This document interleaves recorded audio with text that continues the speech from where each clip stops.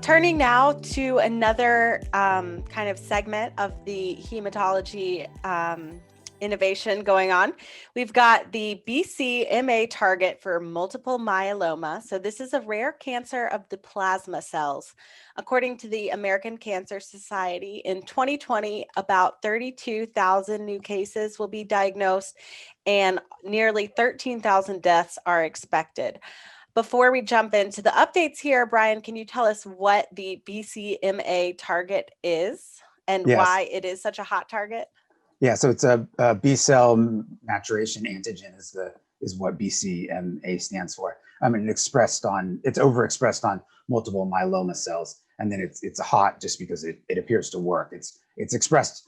So anytime you have a cancer target, your ideal cancer target is highly expressed on your cancer cells and low expression on any other cells that you don't want to kill, right? So because you don't want to go, it doesn't matter if it's on the if it's on the cancer cell, it's also on other cells that you don't want to kill, then that doesn't work so well. So BCMA seems to be a pretty good target because it's overexpressed on multiple myeloma cells, but isn't expressed very highly on the rest of the cells in the body.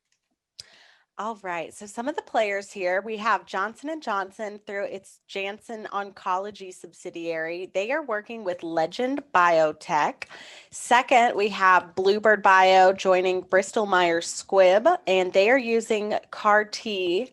You'll have to tell us more about that in a moment. Then third, Johnson & Johnson is back, but this time with Regeneron, and they are using bispecific antibodies targeting BCMA. So let's start with, what is the difference between CAR T and bispecific antibodies? What do those mean? Yeah, so CAR Ts, you're taking you're taking cells out of the body, training them to attack a tumor cells, and in this case, you're training them to attack cells that express BCMA. We're also working on allogeneic CAR Ts, so that would be sort of off-the-shelf CAR T, so it wouldn't be your own cells, it would be somebody else's cells. So that those are really in early stages, and neither one of the companies that we're talking about here are working on that.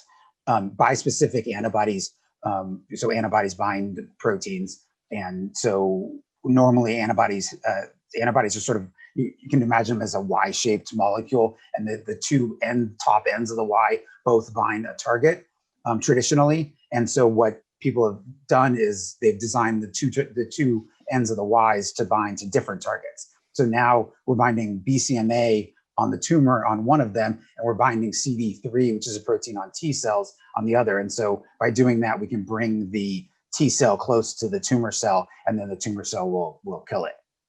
So it's basically the same premise. Either way, we want to get the T cells next to the cancer cells so that the T cell can kill the cancer cell.